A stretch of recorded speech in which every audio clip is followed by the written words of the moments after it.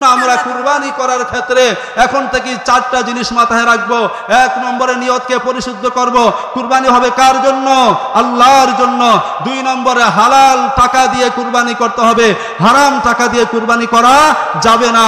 3 নম্বর শরীয়ত সিদ্ধ পন্থায় কুরবানি দিতে হবে, আল্লাহর নামে জবাই দিতে হবে। 4 নম্বর কাউকে দেখানোর জন্য কুরবানি করা যাবে না, একমাত্র কার জন্য হবে কুরবানি? আল্লাহর জন্য হবে কুরবানি। আল্লাহ এই জন্য বিশ্বনবী সাল্লাল্লাহু আলাইহি ওয়াসাল্লাম বলেন, মান কানা লাহু সাআতান ফালাম ইউদহি ফালা ইয়াকরুবান্না মুসাল্লানা। মুসনাদে আহমদের হাদিস, বিশ্বনবী বলেন, যে ব্যক্তি কুরবানি করার সামর্থ্য পাইল, তার সামর্থ্য থাকলো কিন্তু কুরবানি করলো না, সে যেন আমাদের ঈদগাহে না আসে। নাউজুবিল্লাহ। এই জন্য যাদের উপরে কুরবানি ওয়াজিব হয়েছে, উলামায়ে কেরামের সাথে পরামর্শ করে যে আমার এই সম্পদ আছে, আমার উপরে কুরবানি আসে কিনা, মাসলাগুলো জেনে যদি ওয়াজিব হয়ে থাকে তাহলে কুরবানি দেওয়া। অনেকেই মনে করে কুরবানি দিলাম শুধু টাকাটা নষ্ট হইল না।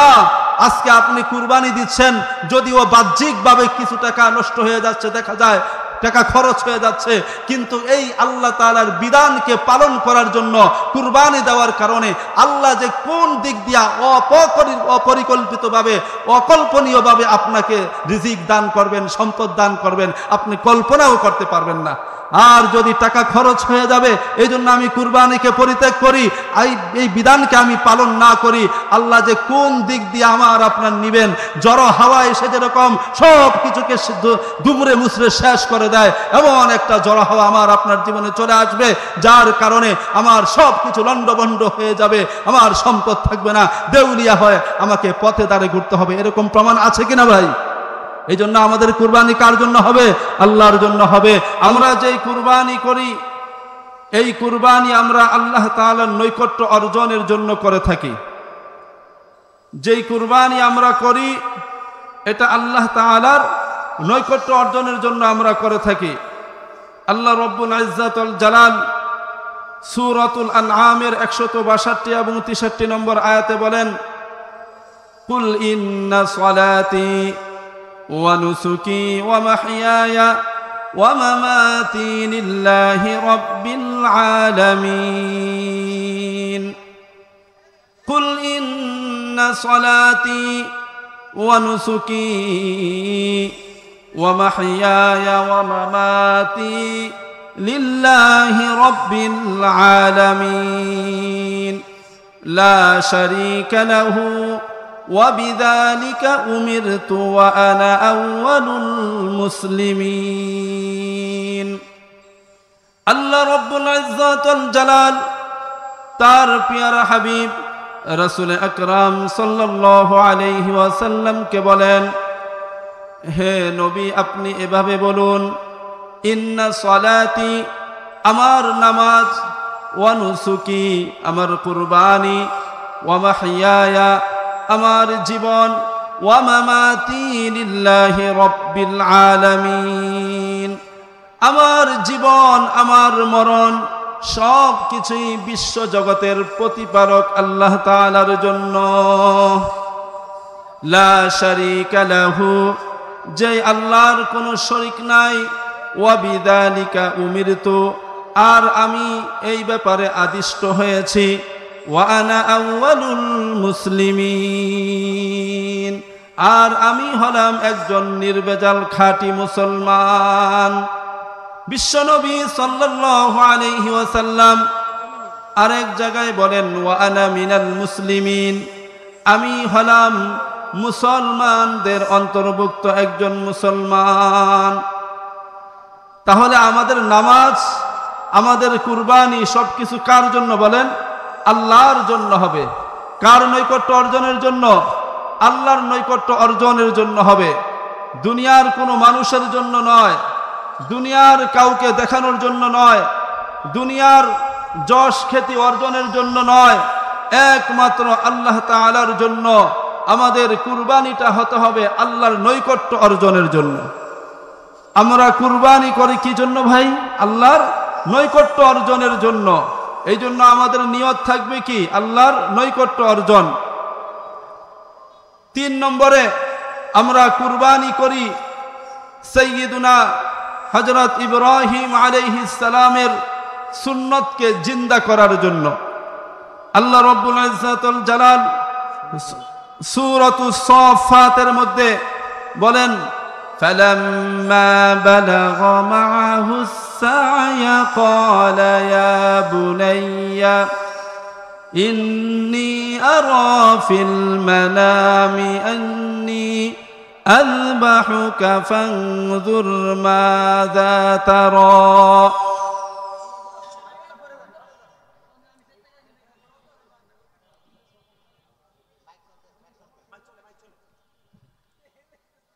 فانظر ماذا ترى قال يا أبت افعل ما تؤمر ستجدني إن شاء الله من الصالحين فلما أسلما وتله للجبين وناديناه أن يا إبراهيم قد صدقت الرؤيا হযরত ইব্রাহিম আলাইহিস সালামকে আল্লাহ রাব্বুল ইজ্জাতুল জালাল অনেকগুলো পরীক্ষা নিয়েছেন। তার মধ্যে একটা পরীক্ষা হলো নিজ কলিজার টুকরা ছেলেকে আল্লাহর রাস্তায় কুরবানি করা। ইব্রাহিম আলাইহিস সালাম যখন তার ছেলেকে কুরবানি করার জন্য ছুরির নিচে রাখলেন, আল্লাহ তাআলা বলেন ওয়াফাদাইনাহু বিযিবহিন আযীম। আল্লাহ রাব্বুল ইজ্জাতুল জালাল হযরত ইব্রাহিম আলাইহিস সালামকে তার সন্তানকে জবাই করা থেকে মুক্তি দিয়ে বড় একটা দুম্বা এনে জবাই করিয়ে দিলেন। সুবহানাল্লাহ। আল্লাহ রাব্বুল ইজ্জাতুল জালাল তার ছেলেকে জবাই করার জন্য নির্দেশ দিয়েছিলেন, কিন্তু আল্লাহ তাআলা মেহেরবানি করে তার ছেলের জায়গায় একটি পশু এনে, তাফসীরের কিতাবের মধ্যে আসছে আল কাবশ অর্থাৎ দুম্বা, বড় একটা দুম্বা এনে সেটাকে জবাই করিয়ে দিলেন। ইব্রাহিম আলাইহিস সালামের এই কুরবানিকে জিন্দা করার জন্য, জিন্দা রাখার জন্য আমরা কুরবানি করে থাকি।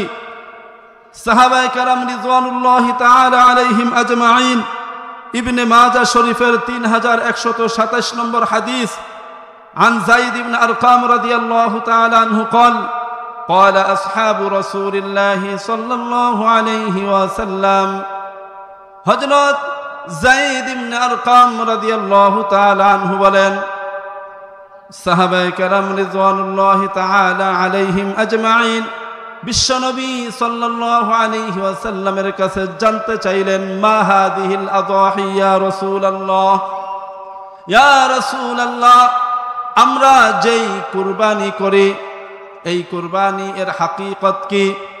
বিশ্বনবী বলেন, সুন্নাতু আবিকুম ইব্রাহিম, এই কুরবানি হলো তোমাদের জাতির পিতা ইব্রাহিম আলাইহিস সালামের সুন্নাহ। তাহলে 3 নম্বরে আমরা কুরবানি করে থাকি ইব্রাহিম আলাইহিস সালামের সুন্নতকে জিন্দা করার জন্য। 4 নম্বর আমরা কুরবানি করে থাকি শুকরিয়া আদায় করার জন্য। কি আদায় করার জন্য বলেন? শুকরিয়া আদায় করার জন্য। আল্লাহ রাব্বুল ইজ্জাতুল জালাল সূরাতুল হজের মধ্যে ইরশাদ ফরমান, ওয়াল বুদনা জাআলনাহা লাকুম মিন শাআইরিল্লাহ লাকুম ফিহা খায়র ফাযকুরু ইসমাল্লাহি আলাইহা সাওয়াফ। আল্লাহ রাব্বুল ইজ্জাতুল জালাল বলেন, ওয়াল বুদনা জাআলনাহা লাকুম মিন শাআইরিল্লাহ, এই যে উট, এটা আমি তোমাদের জন্য একটি নিদর্শন হিসাবে বানিয়েছি। লাকুম ফিহা খায়র, এর মধ্যে তোমাদের জন্য অনেক কল্যাণ রয়েছে। ফাযকুরু ইসমাল্লাহি আলাইহা সাওয়াফ, যখন এই উটগুলাকে কুরবানি দেওয়ার জন্য তোমরা সারিবদ্ধভাবে দাঁড় করাবা, ফাইদা ওয়াজাবাত জুনুবুহা, এবং এগুলাকে জবাই করার পরে যখন এগুলো নিচে পড়ে যাবে তখন তোমরা ফাকুলু মিনহা, তোমরা নিজেরা এর গোশত খাবে।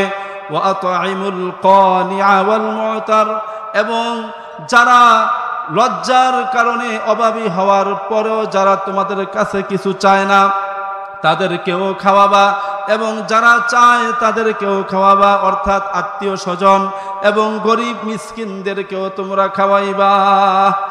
ফাকুলু মিনহা ওয়া আত'ইমুল কানিআ ওয়াল মু'তার কাযালিকা সাখখারনাহা লাকুম। আল্লাহ বলেন, আমি এইভাবে এই পশুগুলাকে, জন্তুগুলাকে তোমাদের অধীনস্থ করে দিয়েছি। লাআল্লাকুম তাশকুরুন, যাতে তোমরা শুকরিয়া আদায় করতে পারো। শুকরিয়া আদায় করতে পারো। শুকরিয়া আদায় দুই ভাবে। কুরবানি আদায়ের মাধ্যমে শুকরিয়া আদায় কয় ভাবে? দুই ভাবে। এক নম্বর হলো আমরা কুরবানি করি কার জন্য বলেন? আল্লাহর জন্য কুরবানি করি। কিন্তু কুরবানি করার পরে এই গোশত কি আল্লাহ নিয়ে যান? বলেন না, নেন না। বরং আল্লাহর জন্য কুরবানি করি, আর আল্লাহ আমাদেরকে এই গোশতগুলো খাওয়ার মতো অনুমতি দিয়েছেন। এই জন্য কুরবানির গোশত খাওয়া মুস্তাহাব। কুরবানির গোশত খাওয়া কি ভাই? মুস্তাহাব। কুরবানির গোশত খেয়ে তোমরা আল্লাহ তাআলার শুকরিয়া আদায় করবা। এক নম্বর শুকরিয়া। দুই নম্বর, কুরবানির প্রথম বিধান তো ছিল মানুষকে জবাই করা। ইব্রাহিম আলাইহিস সালামের ছেলে ইসমাইলকে জবাই করা প্রথম আদেশ ছিল। কিন্তু আল্লাহ রব্বুল ইজ্জাতুল জালাল আমাদের উপরে মেহেরবানি করে আর দয়া করে, ইহসান করে মানুষের পরিবর্তে পশু জবাই করার বিধান দিয়েছেন। এই জন্য তোমরা শুকরিয়া আদায় করবা। কুরবানি করি আমরা আল্লাহ তাআলার শুকরিয়া আদায় করার জন্য। আল্লাহ তাআলার শুকরিয়া আদায় করার জন্য। কুরবানির গুরুত্ব, কুরবানির কত গুরুত্ব বহন করে। হযরতে আব্দুল্লাহ ইবনে ওমর রাদিয়াল্লাহু তাআলা আনহুমা থেকে বর্ণিত, তিনি বলেন, আকামা রাসূলুল্লাহ সাল্লাল্লাহু আলাইহি ওয়াসাল্লাম বিল মদিনা 10 সিনিন। হযরত আব্দুল্লাহ ইবনে ওমর রাদিয়াল্লাহু তাআলা আনহুমা বলেন, বিশ্বনবী সাল্লাল্লাহু আলাইহি ওয়াসাল্লাম মদিনা মুনাওয়ারায় 10 বছর তিনি জীবন যাপন করেছেন। ইউদাহি, এই 10 বছর লাগাতার ধারাবাহিকভাবে তিনি কুরবানি করেছিলেন।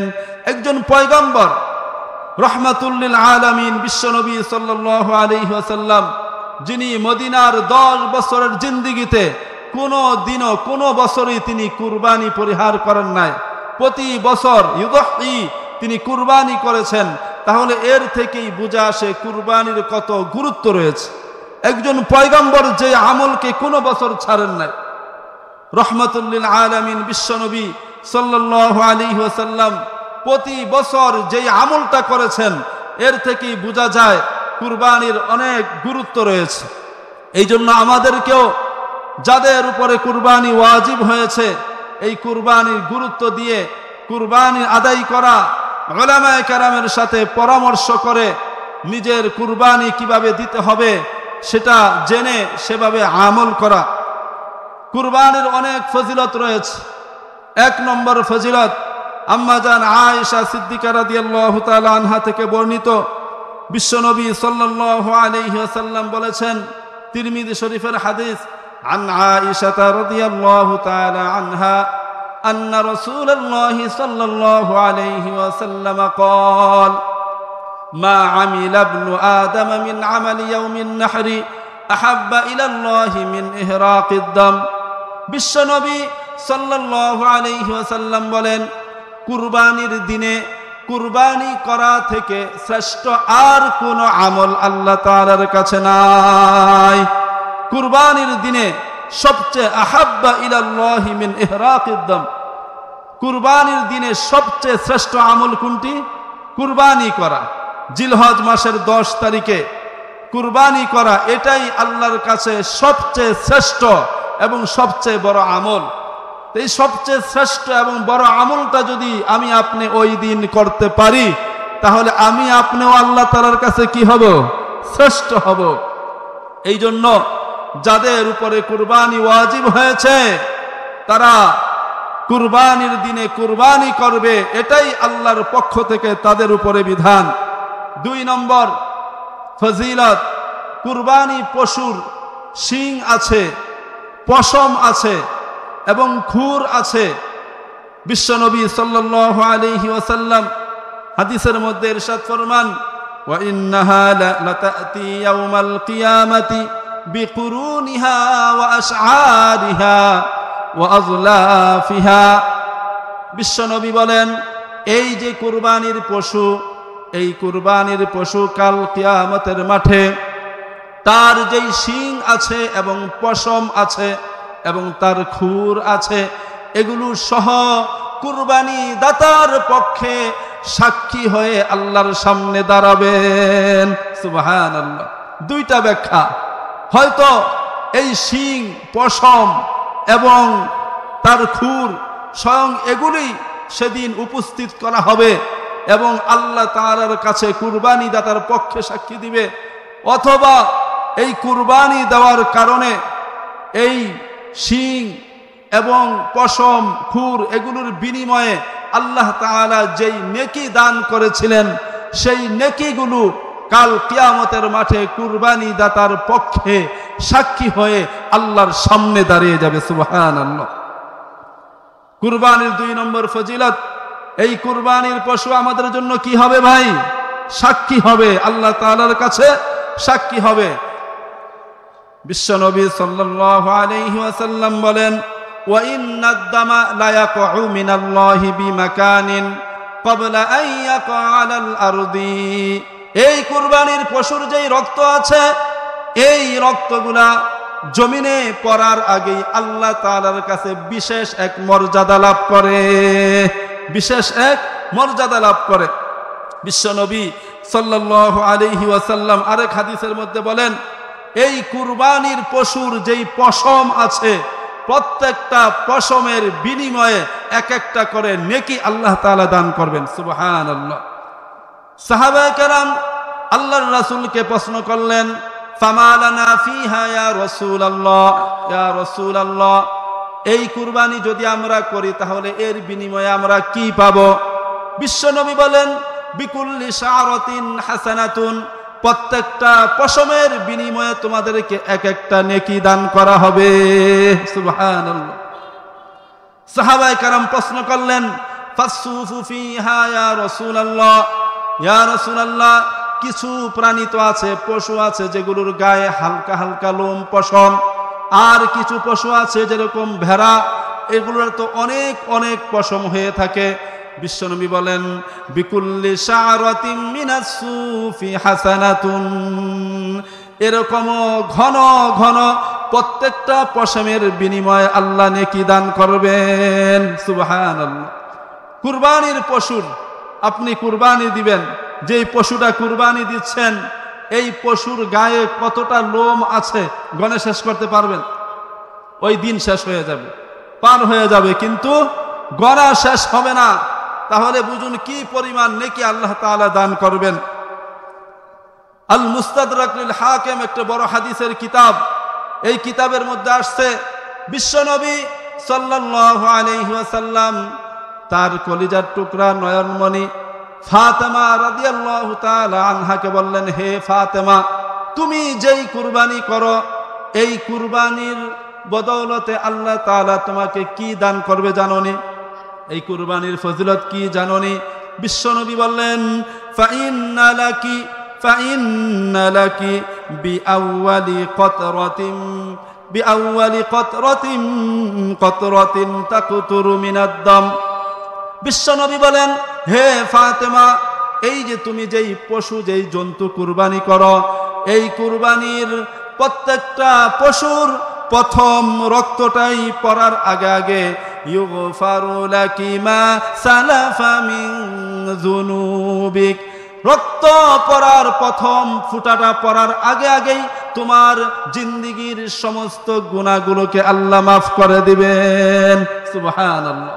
ইউগফারু লাকু বিআউয়ালি কতরাতিন তাকতুরু মিনাদ দাম।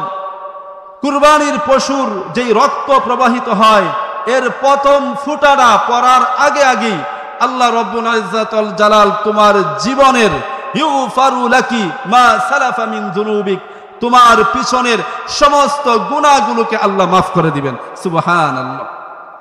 সমস্ত গুনাহকে আল্লাহ মাফ করে দিবেন। মুসনাদে আহমদের আরেকটা হাদিস, আন যায়েদ ইবনে আরকাম রাদিয়াল্লাহু তাআলা আনহু قال, হযরত যায়েদ ইবনে আরকাম রাদিয়াল্লাহু তাআলা আনহু বলেন, قال رسول الله صلى الله عليه وسلم بكل قطرة حسنة, প্রত্যেকটা রক্তের প্রত্যেকটা ফুটার বিনিময়ে আল্লাহ এক একটা করে নেকি দান করবেন। তাহলে কুরবানির পশুর কোন অংশটা কাজে আসে না বলেন? যেগুলো আল্লাহ তাআলা খাওয়ার দিয়েছেন আমরা খাই, আর যেগুলো খাইতে পারি না, রক্ত, শিং, পশম, যেগুলো আমাদের খাওয়ার অনুমতি নাই, এগুলোর বিনিময়ে আল্লাহ তাআলা কি করতেছেন? আমাদেরকে নেকি দিতেছেন, রক্তের বিনিময়ে নেকি দিচ্ছেন। এই রক্ত আমরা ফেলে দিই, আমরা আনি, কোনো কাজে মনে করি, কোনো কাজেই মনে করি না, কিন্তু আল্লাহ এত মেহেরবান, আল্লাহ এত দয়ালু, আমাদের জন্য এত এত সুন্দর অপশন রেখে দিয়েছেন। এই কুরবানির নিয়তে যেই পশুটা আল্লাহর সামনে হাজির করি, এই পশুর কোনো একটা অঙ্গই আমাদের ফায়দার বাহিরে না, সবগুলাই আমাদের জন্য উপকারী, আমাদের জন্য জান্নাতে যাওয়ার কারণ, আমাদের জন্য আখিরাতের সফলতার কারণ। ঠিক কিনা বলুন? বিশ্বনবী সাল্লাল্লাহু আলাইহি ওয়াসাল্লামকে এই জন্যই আল্লাহ রব্বুল ইজ্জাত ওয়াল জালাল বলেছেন, নবী আপনি এমনি বলুন, ইন্না সলাতি ওয়া নুসুকি ওয়া মাহইয়ায়া ওয়া মামাতি লিল্লাহি রাব্বিল আলামিন। আমার নামাজ, আমার কুরবানি, আমার জীবন, আমার মরণ সব কিছুই কার জন্য বলেন? বিশ্ব প্রতিপালক আল্লাহ রব্বুল ইজ্জাত ওয়াল জালালের জন্য। কুরবানি কার জন্য করব? আমরা আল্লাহর জন্য করব। কার জন্য? আল্লাহর জন্য করব। এই জন্য কুরবানি করার সময় যারা কুরবানি করবেন, এখন থেকেই 4টা বিষয় আমাদের মাথায় রাখতে হবে। কয়টা বিষয়? 4টা বিষয় আমাদের মাথায় রাখতে হবে। 1 নম্বর, নিয়তকে বিশুদ্ধ করতে হবে। 2 নম্বর, হালাল টাকা দিয়ে কুরবানি করতে হবে। 3 নম্বর, শরীয়ত সম্মত পন্থায় কুরবানি করতে হবে। 4 নম্বর, লোক দেখানোর জন্য নয়। কার জন্য হবে কুরবানি বলেন? আল্লাহর জন্য হবে। 1 নম্বর, নিয়তকে বিশুদ্ধ করতে হবে। বুখারী শরীফের প্রথম হাদিস, হযরত ওমর ইবনুল খাত্তাব রাদিয়াল্লাহু তাআলা আনহু থেকে বর্ণিত, বিশ্বনবী সাল্লাল্লাহু আলাইহি ওয়াসাল্লাম বলেন, ইন্নামাল আমালু বিন্নিয়াত, সমস্ত আমলের প্রতিদান নির্ভর করে নিয়ত বিশুদ্ধ হওয়ার উপরে। সমস্ত আমলের প্রতিদান নির্ভর করে কিসের উপরে ভাই? নিয়ত বিশুদ্ধ হওয়ার উপরে। যেই জন্য নিয়ত করেছেন সেটাই আল্লাহ পাক রব্বুল আলামিন আপনাকে দান করবেন। এই জন্য কুরবানি দেওয়ার ক্ষেত্রে আমরা যে শরীকে কুরবানি দেই, শরীকে কুরবানি দেই না? বেশিরভাগই এরকম হয়, শরীকে কুরবানি দেই। 7 শরীক সর্বোচ্চ, 2, 3, 4, 5, 6, এই শরীকে আমরা কুরবানি দেই। এই জন্য শরীক হওয়ার ক্ষেত্রে, শরীক নির্বাচন করার ক্ষেত্রে অত্যন্ত সতর্কতা অবলম্বন করতে হবে। যারা আমার এই কথা আওয়াজ শুনছেন মাইকের মাধ্যমে, সকলেই খেয়াল করে শুনবেন। শরীক নির্বাচনের ক্ষেত্রে এখনো প্রায় অনেক দিন সময় আছে। এই সময়ের মধ্যে চিন্তা ভাবনা করে শরীক নির্বাচনের ক্ষেত্রে অত্যন্ত সতর্কতা অবলম্বন করতে হবে। কারণ 7 শরীকের মধ্যে 6 জনের নিয়ত কার জন্য? আল্লাহর জন্য। 1 জনের নিয়ত শুধু অন্য কিছু, আল্লাহর জন্য না, অন্য কিছু। কুরবানি হবে 1 জনের হবে আর 6 জনের হবে, এরকম কারোই হবে না। 1 জনের কারণে 6 জনের সকলেরই কুরবানি বরবাদ হয়ে যাবে, কারোরই কুরবানি হবে না। তিরমিজি শরীফের হাদিস, বিশ্বনবী সাল্লাল্লাহু আলাইহি ওয়াসাল্লাম বলেন, আমরা যে শরীকে কুরবানি দেই, এই কুরবানি জায়েজ হওয়ার দলিল হযরত জাবের ইবনে আব্দুল্লাহ রাদিয়াল্লাহু তাআলা আনহু বলেন, নাহারনা মা রাসূলিল্লাহি সাল্লাল্লাহু আলাইহি ওয়াসাল্লাম আমাল হুদাইবিয়া, হুদাইবিয়ার বছর আমরা বিশ্বনবী সাল্লাল্লাহু আলাইহি ওয়াসাল্লামের সাথে কুরবানি দিয়েছি। আল বাদানাতা আন সাবাতিন, একটা উটকে 7 জনের পক্ষ থেকে কুরবানি দিয়েছি। ওয়াল বাকারাতা আন সাবাতিন, এবং একটা গাবীকে 7 জনের পক্ষ থেকে কুরবানি দিয়েছি। এই হাদিস থেকে এই শরীক হয়ে কুরবানি দেওয়া যায়, এইটা প্রমাণিত হয়। অনেকে এখন বর্তমান বের হয়েছে এই শরীক হয়ে কুরবানি দেওয়াকে নাজায়েজ বলে, এটাকে অনুত্তম বলে, নাজায়েজ বলে। এই হাদিস থেকে আমরা প্রমাণ পাইলাম কিনা?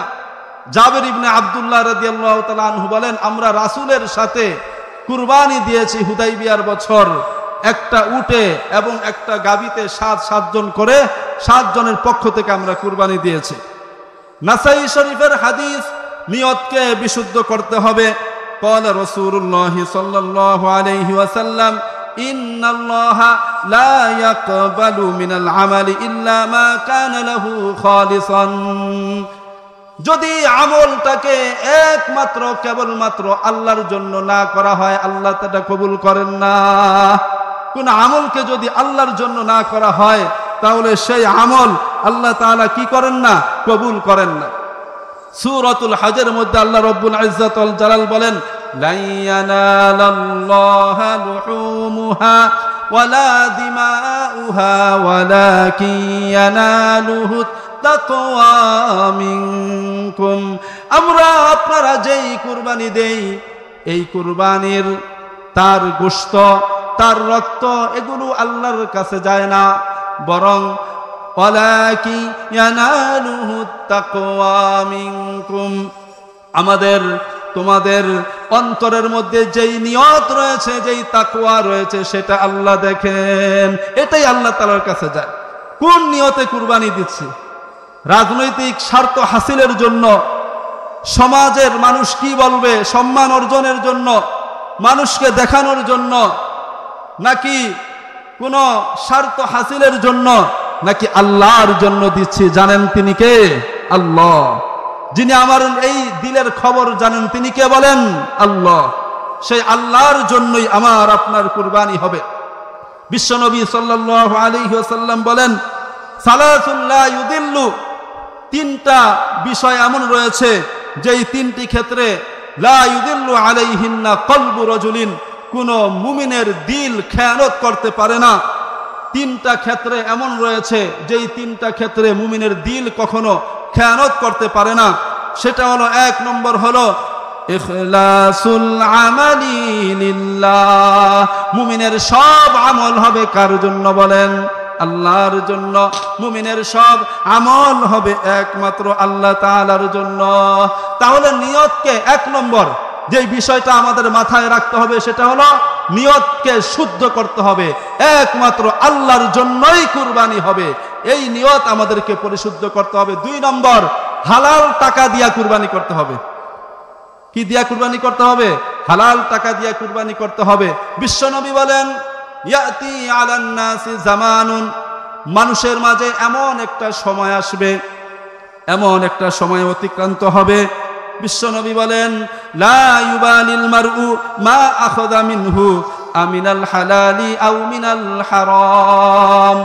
মানুষ যা অর্জন করবে, যা উপার্জন করবে, ওই উপার্জনের সময় এটার কোনো তাওয়াক্কাই করবে না যে হালাল উপার্জন করছে নাকি হারাম, হালাল নিচ্ছে নাকি হারাম। সে যেই পন্থায় টাকা উপার্জন করতেছে, যেই পন্থায় সম্পদ অর্জন করতেছে, এই পন্থাটা, এই সিস্টেমটা, এটা কি হালাল নাকি হারাম? আমার জন্য এটা রবের পক্ষ থেকে হালাল পন্থায় হচ্ছে নাকি হারাম পন্থায় হচ্ছে, এগুলোর মানুষ কোনো তোয়াক্কাই করবে না। বলবে, আরে হইলেই হইল, পাইলেই পাইলাম, এরকম পাইলেই পাইলাম বা হইলেই হইল, এরকম হারাম হালাল হারাম মিশ্রিত এই টাকা দিয়ে যদি কুরবানি দেয়, কুরবানি হবে? হবে না। এই জন্য শরীকি নির্বাচনের ক্ষেত্রে এটাও আপনাকে লক্ষ্য রাখতে হবে, যার সাথে শরীক হচ্ছেন বা যাকে আপনার সাথে শরীক নিচ্ছেন, তার ইনকাম সোর্স এটা কি হালাল নাকি হারাম। যদি কোনো শরীকের ইনকাম সোর্স পুরাটাই হারাম থাকে অথবা বেশিরভাগ অংশই হারাম থাকে, তার সাথে যদি কেউ কুরবানি দেয়, একজনেরও কুরবানি হবে না, একজনেরও কুরবানি হবে না। এই জন্য কুরবানির শরীক নির্বাচন করার ক্ষেত্রে অত্যন্ত সাবধানতা এবং সতর্কতা আমাদেরকে অবলম্বন করতে হবে। বিশ্বনবী সাল্লাল্লাহু আলাইহি ওয়াসাল্লাম এই জন্যই আমাদেরকে এই কুরবানির বিধান আমাদের উপরে ওয়াজিব করেছেন, যেন কুরবানি করে আমরা একমাত্র আল্লাহর জন্যই করে আল্লাহর নৈকট্য অর্জন করতে পারি। 3 নম্বর, কুরবানি করব শরীয়ত পন্থায়, শরীয়তের দেখানো পদ্ধতিতে আমাদেরকে কুরবানি করতে হবে। শরীয়ত যেভাবে আমাদেরকে যেই পদ্ধতিতে কুরবানি করতে বলেছেন সেই পদ্ধতিতে কুরবানি করতে হবে। আল্লাহ রাব্বুল ইজ্জত ওয়াল জালাল বলেন, ওয়ালা তাকুলু মিম্মা লাম ইউযকার ইসমুল্লাহি আলাইহি, তোমরা ওই পশুর গোশত ভক্ষণ করবা না, খাইবা না যেই পশুর জবাই করার সময় বিসমিল্লাহ বলা হয় নাই, আল্লাহর নামে জবাই করা হয় নাই। আর তোমরা ওই পশুর গোশত খাইবা, ফাকুলু মিম্মা যুকিরা ইসমুল্লাহি আলাইহি, যেই পশুকে আল্লাহর নামে জবাই করা হয়েছে সেই পশুর গোশত তোমরা খাইবা। তাহলে এই কুরবানি দেওয়ার শরীয়ত যেই পন্থা, আল্লাহর নামে জবাই হবে। কার নামে জবাই হবে? আল্লাহর নামে জবাই হবে নাকি বাবার নামে? বাবার নামে জবাই হবে, পীর বাবার নামে, দয়াল বাবার নামে। আজকে তো অনেক মানুষ আছে, আফসোস, মানুষের কোন দিন তাদের হুঁশ ফিরবে।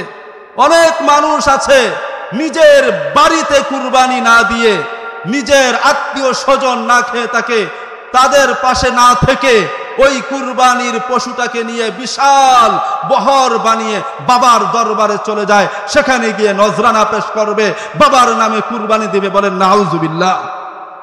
হবে কুরবানি যদি আল্লাহ ছাড়া অন্য কারো নামে কুরবানি দেওয়া হয়, অন্য কারো নামে জবাই দেওয়া হয়, আল্লাহর নাম নেওয়া না হয়, তাহলে শরীয়ত সিদ্ধ পন্থায় না হওয়ার কারণে এই কুরবানি হবে না। এই জন্য কুরবানি করতে হবে শরীয়তের দেখানো পন্থায়, শরীয়ত পদ্ধতিতে, যেই পদ্ধতি আমাদেরকে দিয়েছে সেই পন্থায় আমাদের কুরবানি হতে হবে।